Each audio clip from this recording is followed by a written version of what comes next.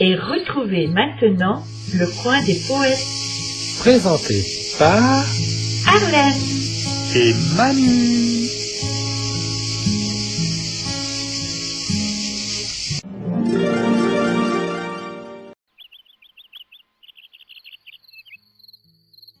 Titre: Le jardinier et son seigneur. Un amateur du jardinage, demi-bourgeois, demi-manant, possédait en certains villages un jardin assez propre et le clos attenant. Il avait de plans vifs fermé cette étendue. Là croissaient à plaisir l'oseille et la laitue, de quoi faire à Margot pour sa fête un bouquet, peu de jasmin d'Espagne, et force serpolet. Cette félicité par un lièvre troublé, fit qu'au seigneur du bourg notre homme se plaignit. Ce maudit animal vient prendre sa goulée soir et matin, dit-il, et des pièges se rient, les pierres, les bâtons y perdent leur crédit, il est sorcier, je crois. Sorcier? Je l'en défie, repartit le seigneur.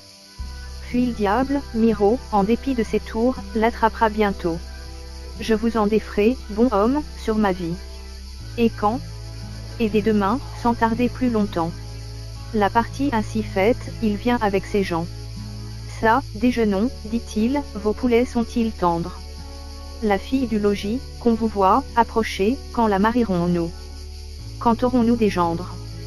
Bon homme, c'est ce coup qu'il faut, vous m'entendez qu'il faut fouiller à l'escarcelle. Disant ces mots, il fait connaissance avec elle, auprès de lui la fait asseoir. Prend une main, un bras, lève un coin du mouchoir, toute sottise dont la belle se défend avec grand respect. Tant qu'au père à la fin cela devient suspect.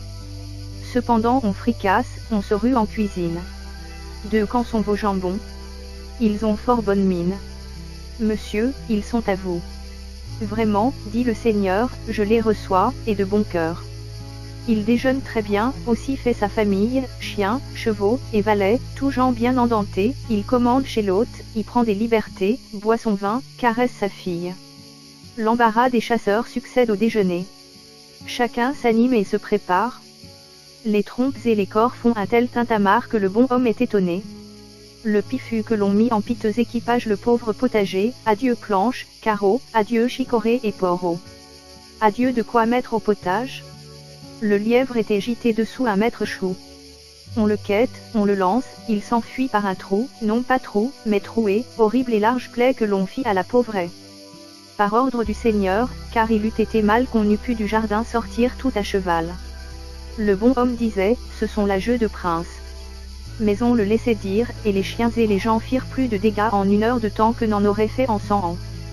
Tous les lièvres de la province. Petit prince, videz vos débats entre vous, de recourir au roi vous seriez de grands fous. Il ne les faut jamais engager dans vos guerres, ni les faire entrer sur vos terres. Auteur: Jean de La Fontaine.